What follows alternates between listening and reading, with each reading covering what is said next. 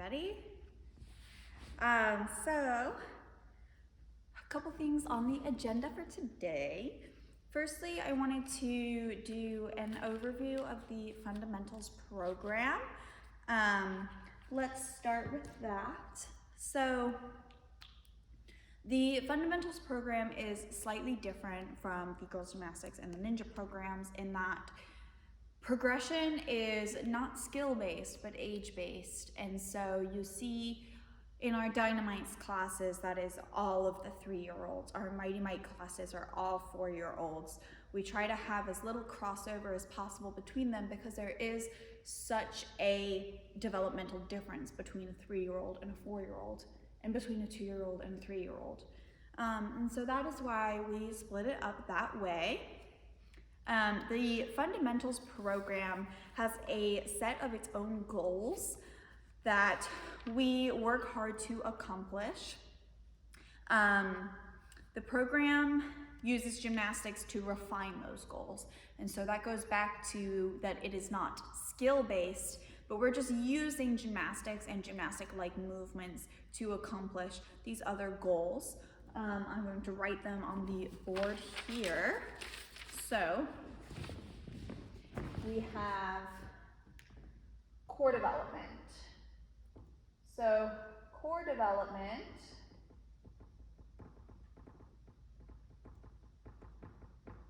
is pretty self-explanatory. That's literally developing the core muscles. So an example that we would use for core development in a preschool class is making a tuck shape, and it's a floating tuck shape, so their toes are floating in the air. I like to have them play the piano with their toes, and then the drums, so that they're learning different amounts of pressure that they're putting in their feet. And also it's a nice ab workout to float your legs in the air as such. So that's core development. Gross locomotor skills.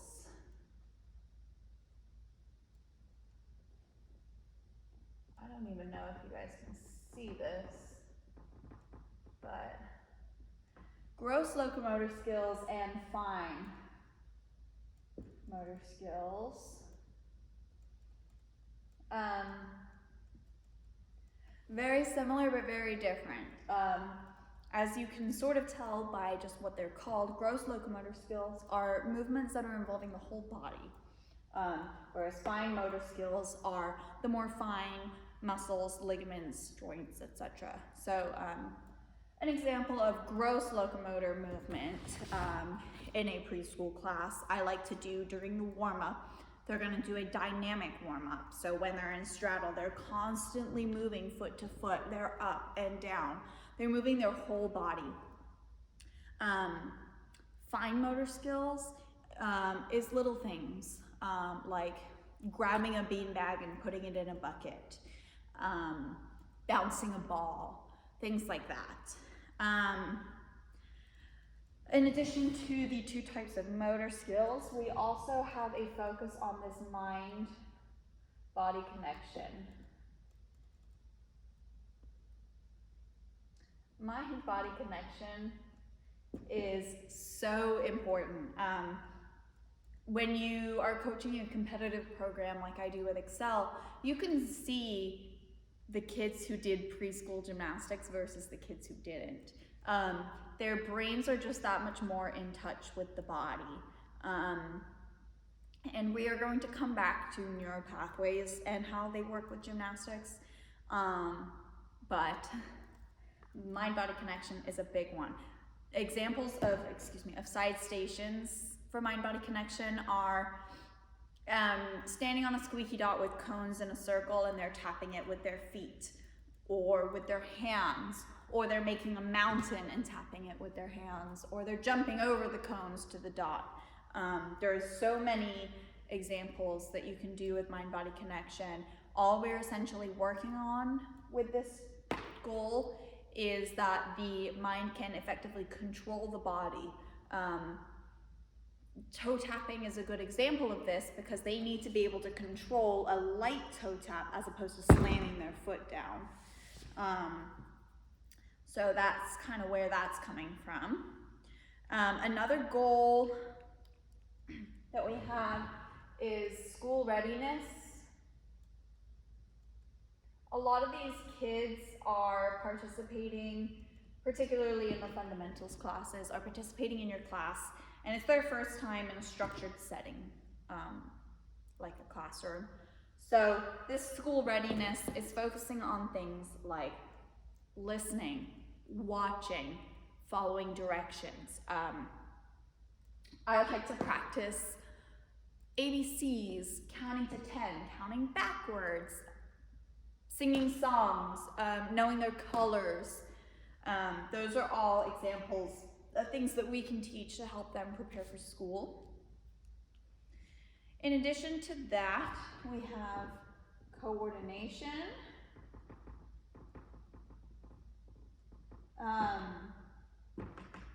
Self-explanatory, but coordination is being able to balance on a beam or do a handstand. So this is a lot to do with shapes. Make a straddle, make a lunge, make a mountain. They require coordination. Lastly, crossing the midline. Personal favorite of mine. Kids who practice crossing the midline a lot when they're in preschool are going to have better cartwheels and round-offs than kids who don't practice this. So crossing the midline is cartwheeling for the older kids, but examples of how to practice crossing the midline with a preschooler, a 2, 3, or 4-year-old, they can tap left hand, right shoulder, right hand, left knee, touching the opposite toes. They can turn and high-five the wall behind them with the opposite hand. Things like that. Anything where a limb crosses over the center line of the body, my hand is past the center line of my body, that's crossing the midline. So twisting motions. I like to do like a hot potato kind of thing, passing a beanbag in a circle because they have to cross the midline to pass and take the beanbag from side to side. So those are all examples of side stations and small things that you can do to accomplish these goals during your fundamentals classes. I did have an activity planned here, but we will bypass that for now and go forward into class management. So class management is fun. The way that I like to think about animation when it comes to class management is that would a child watch my class if it was on TV? Kind of a funny question, definitely like a Gen Z kid kind of question. But if I was a cartoon, would a child watch me? Like, would they be able to stay engaged? And so that's why I focus so much on animation. Animation has a few different pieces to it. That is voice, attitude, and physical movement. Big movements and gesticulating, excuse me. Funny word. So gesticulating, if you don't know, is using your hands to talk.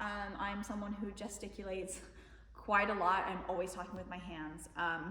So when I am leading a class, I'm trying to make my gesticulation and my movements really big. So for example, let's say I'm showing the kids that they need to do a forward roll here. I'm not just gonna point and say, okay, you're gonna do a forward roll here. I'm going to lift up my chest, I'm gonna lift up my chin, make sure I'm projecting my voice, I'm making myself bigger, right? More attention drawn to me. And I'm saying, big movement, okay, here we're going to do your forward roll. So the bigger your movement, the more attention you're going to catch from a 3 or 4-year-old. just natural. So in addition to having these big movements and gesticulating a lot, which by the way helps you look much more interesting of a coach to a parent who can't hear you, who can hear you, those kids. So they want to hear your voice, and your voice has to be made interesting. There's a couple different dramatic effects that you can do to your voice. You can vary volume, you can vary expression, you can vary pace, and you can vary your tone. Volume, very self-explanatory. I can really project my voice here to try and draw attention to myself, or I can whisper, which means the kids have to pay extra attention to hear what I'm saying. Changing the pitch keeps it really interesting for the kids, because like I said, with a whisper, they have to really tune in. They have to lean in and they have to hear what you're saying. Whereas with loud, it's hard to lose their attention because you're so loud. Definitely changing volume, expression, sort of like the accent you're using. It's the way your words are strung together. Essentially, that's talking like a 3-year-old, talking in terms, talking in language that a 3-year-old, a 4-year-old, a 5-year-old can understand. Pace, talking really fast versus talking really slow. I like to cue my skills by the speed of my voice. So for example, I'm explaining a backward roll. I'm gonna say you're gonna lean back really slowly, and then you're gonna make a mountain really fast. And once you've said it enough times, the kid actually knows what you're saying. It cues them that they're going to do the first part really, really slow, and then they're going to push with their arms and make a mountain fast, explosive. So I'm cueing with my pace and my tone. Tone is obviously another somewhat self-explanatory one, but serious versus fun. Serious is when you're ending on a down note. You're going to do a forward roll. You're going to do a forward roll. Fun versus serious. So that was obviously a dramatic version. But that's how your tone can change the things you say. Being a kid and a leader at the same time is extremely difficult. I always try to differentiate in that I am literally teaching. I kid versus teacher, the teacher versus the listener, right? So I'm teaching, but how do I make it so that I'm also a kid at the same time? Because kids want to listen to other kids. Kids want to hang out with other kids. So how do I find that balance? I'm a leader who is having the best time of her life, which is exhausting. But if I can look at those kids and I can say to them, I'm having the best day ever right now. I am loving today. Then guess what? They will too. If you can say, oh my gosh, that forward roll was so much fun. I can't wait for you to try it too. Guess what? They now think it's fun. So making sure that you are just as excited by the learning material as you want them to be. Songs and transitions. So transitions are where you tend to lose the attention of the children, right? That's when you are walking between stations. That's when they are waiting in line. When you are explaining a station. There are some different ways to use the transition time to accomplish these goals. So, for example, I like to tell my kids, we are butterflies flying to our next station, or they pick any animal. We can be kitty cats, we can be dogs, butterflies, bunnies, horses, lions, anything they like. And we do an animal impression as we walk. So they could be lions, they can go roar as they walk. That helps them with school readiness. Fine motor skills is another one that they can do here. If we're pretending to be bunny rabbits, they make their bunny ears and they do little baby hops. That would fall into gross locomotor skills. Coordination, walking and doing such at the same time. So those are examples of transitions. They can hop on one foot, helping with gross locomotor skills. They can walk and spin at the same time, coordination. Any of these things can be turned into a transition. In addition to transitions, we also want to talk about songs. Songs, particularly for the 3s and 4s, are the best way to keep their attention and to get them to love you. So, a couple different songs. Row, row, row your boat, monkeys in a tree, walking, walking, itsy bitsy spider,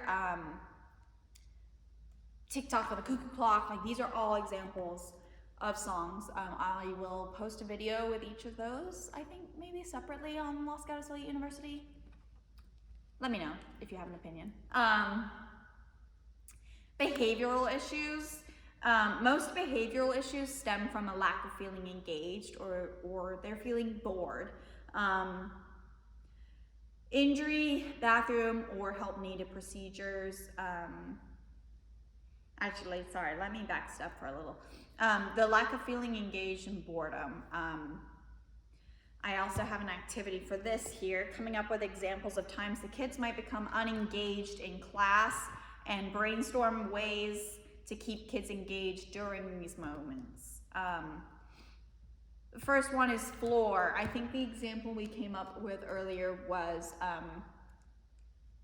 doing a sliver of a skill. So let's say you're on floor and you're doing backward rolls today.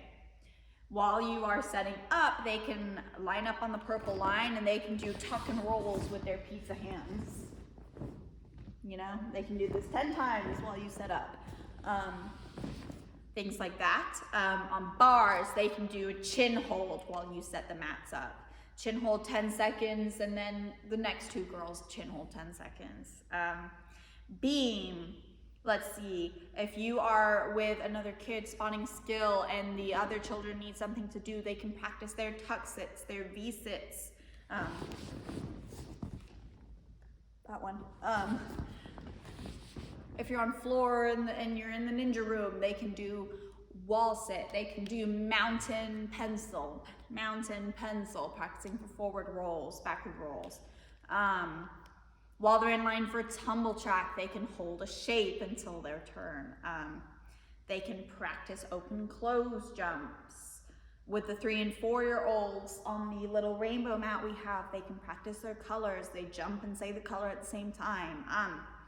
So there's always something that the kids can be doing that requires little supervision that they can do while you are busy setting up the station there.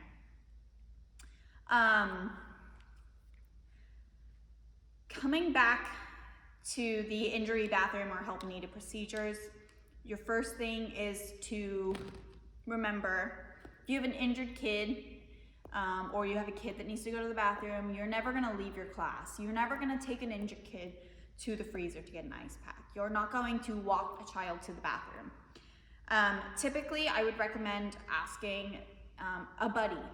So let's say a child needs to go to the bathroom. Okay, can you take a buddy with you? Or if not, can they go check in at the front desk and ask for help? You could flag down a manager, or if you have an assistant coach, they can take the child to the bathroom.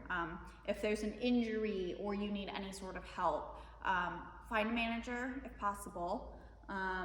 Do not send the injured kid for an ice pack. Do not go and get an ice pack yourself. I would recommend sending another student in your class, preferably the most mature student, to go and get an ice pack and bring it back to you. The idea is that the rest of the class continues while you deal with these issues that arise up, which can be extremely difficult. So always try to get someone else, an assistant coach or manager, with you if possible. When dealing with behavior issues, you want to recognize and validate whatever emotion the child is feeling in order to get through to them.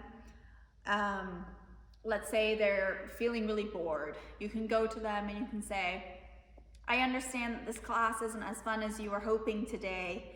That recognized and validated the emotions. Then we're gonna offer a choice. You can either come back to class with me and we can practice good listening, or you can go sit at the front desk, or if there are parents there, you can go stay with mom for a minute until we're ready to listen again. You can sit them on the floor with you if it's a consistent issue. They have a choice is really the purpose there. 9 times out of 10, they're gonna choose to turn on the listening ears and keep doing class with you. If they are feeling anxious about trying a particular skill, they're nervous about it, you can say, hey, I understand the skill is really scary. Would you like to try the skill with me here so that you know you're safe? That's an example of a way that we can nip that in the bud as well, because there are so many different reasons why a child may be being bad and not participating. Maybe they're scared, maybe another kid said something mean, maybe they just want their mom to watch. So try to get them to tell you what the problem is, if possible. Moving on, so neural pathways and gymnastics. You guys have heard the term muscle memory before. We know now that muscle memory is not a myth. That was a phrase that was coined pretty accurately now that we've done more neuroscience research.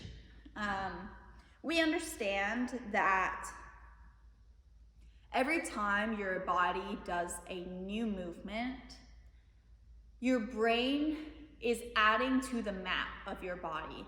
So imagine when you're a baby, your brain has a blank slate. It does not know what it feels like to go like this, bend your elbow, right? The first time the baby does it, oh, now the brain has recorded, this is what it's like to bend my elbow here. So every time they add a new movement, the brain is getting a more and more complete map of what the body looks like from the inside. So where the ligaments are, where the muscles are, what the full range of motion is for any given body part. This is why technique and progressions is so important, because the last thing that you want is a skill to be taught incorrectly and ingrained so deeply in the muscle memory. Gymnastics itself is such a strange sport in that the motions that the body is going through are unlike motions that it would go through in day-to-day life. You won't find a movement in your day-to-day life that is anything remotely similar to a back handspring. And so that is why the muscle memory is something that we should really be preserving from as young as possible. Technique and progressions play into that, in that progressions are increasing the body's mind map for that skill. They're creating the neural pathways for that skill a piece of time. So let's say I'm teaching a forward roll. I'm going to make them go from pencil to mountain to pencil 5 times. Now they understand what it feels like to go from pencil to mountain, so that when they go for the forward roll, they just go pencil, mountain. So does that mean, I hope I explained that correctly. So muscle memory is real, and we create those neural pathways every time we move our body. Now, sometimes you're gonna get incorrect skills that are done incorrectly, with bent legs or the feet are in the wrong place, etc. The way that we cue to correct that is really important. And so before we dive into that, let me turn and do some writing for. So we have 2 types of cues. We have internal cues. Okay. And then we also have external cues. Okay. Oh, pardon the writing. So what are internal versus external cues? Internal cues are cues or corrections that focus on the body and the way the body looks or feels. External cues are cues that reference the body and its spatial position. So it's using things that are external to the body to cue a spatial awareness of where in space the body is. So that's a very long-winded way of saying, talks about the body, does not talk about the body. Why is this important? A couple reasons. Gymnastics is the skill of perfectionism, and it is infamous for the breeding ground that it produces for things such as body dysmorphia, eating disorders, depression, anxiety, and just rampant perfectionism that is like, it's not ideal for life. You can't go through life with the same perfectionistic attitude that gymnastics in the past has taught. So an internal cue, for example, could be damaging because let's say we're on bars and we're talking about back hip circles and we need the student to create a hollow shape, to flex their stomach, to pull the stomach in, pull the ribs in. Can you imagine being a child with a slightly bigger stomach, being told to pull your stomach in? It needs to be flat, right? So an internal cue would be pull stomach in. Girl with a bigger stomach can't do that. What we're really trying to tell them to do is flex their stomach muscles or make a hollow shape or get their shoulders over the bar or look at their toes. So pulling the stomach in is an internal cue. We could see how this would make a student think about their body and potentially think about it in a negative light. An external cue that we could use instead of this would be, I don't know, make your body like a banana, or look at your toes. Let me think. Okay, I don't know if this one really tracks, but like make yourself into a bowl or a dish. I don't know. So there's room for creativity here. So we could say pull the belly button to the spine, or stick your belly button through and out the back on the other side. Things like that. Smush your insides. I don't know. This is a tricky one. Let's go with, I don't know, pull belly button to spine. Pull belly button through back. Some other examples of this would be punch harder. Punch harder on the springboard, or punch harder on the floor. You're gonna say you wanna jump so hard you're gonna send your feet through the floor. Through the floor. Through the board. I'm sure a lot of you have heard me say this, but for the Excel kids, I tell them to punch so hard they break the board. I'll give them $100 if they do it. That's something that I do quite often. I tell them I will give you $100 if you punch so hard you break that board. Mostly because I know they're not going to, and so I will never be out $100. But also because it genuinely does get them to try and punch harder. So that's a good one.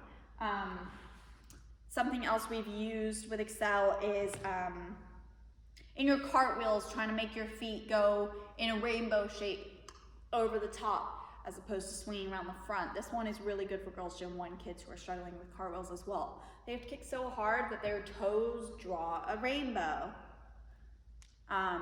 Or on bars, they're casting. You want to tell them that their toes have lasers pointing out of them, and they want the lasers to point at the wall as opposed to at the floor, or something like that. So you can see so many different ways that this can be used. the concept of super glue the feet together, super glue the arms to the ears. The heels are, this is something I used in my turn drills. Your heels are allergic to the floor. Don't let your heels touch the floor. To get them to push their shoulders up strong. Say push the floor away from you. These are all examples of external cues that we can use to minimize the number of internal cues that we have. I also have an activity there, but we did that in person. Okay. Last thing, skills. Really quickly, I just wanted to go over progressions for forward rolls because it is important. So it starts with pencil rolls, of course, laying on top of a cheese, and they are rolling with their arms by the ears and the feet together down the cheese, looking for arms by the ears, feet together, head neutral, very common sense. Once they can do it down a cheese, they should be able to do it on a flat surface as well, so like on a panel mat. Then, once we move past pencil rolls and we start moving towards forward rolls and backward rolls, we want to see lots of tucking drills, tuck and roll, to tuck and roll stand up, tuck and rolls for dynamites, tuck and roll stand up for mighty mites and above, looking for the holding of the tuck shape, using no hands to stand up, things like that. With the tuck and rolls too, you can also do a tuck and roll with the placing of the hands for backward roll. That's a great drill when they're starting to learn backward rolls as well. Pencil mountain forward roll is the order of cues that I give. So they make a pencil, then they have to make a mountain, and then they can roll. They at first are landing in a tuck shape, so they just roll to tuck. Then once they've mastered that, they can reach forward and try to do a forward roll to stand up without using their hands. Once they have pretty much got the forward roll to standing down a cheese and then on the floor, we're looking for straight arm forward rolls. So this is when you're getting like Girls Gym 2 level. So they are starting in a mountain, either on a cheese or with their feet on a domino. You want the hands to be slightly lower than the feet, and they're leaning from the mountain into the forward roll so that their arms are staying completely straight. Then as they master that, we're looking for the forward roll coming through the pike position.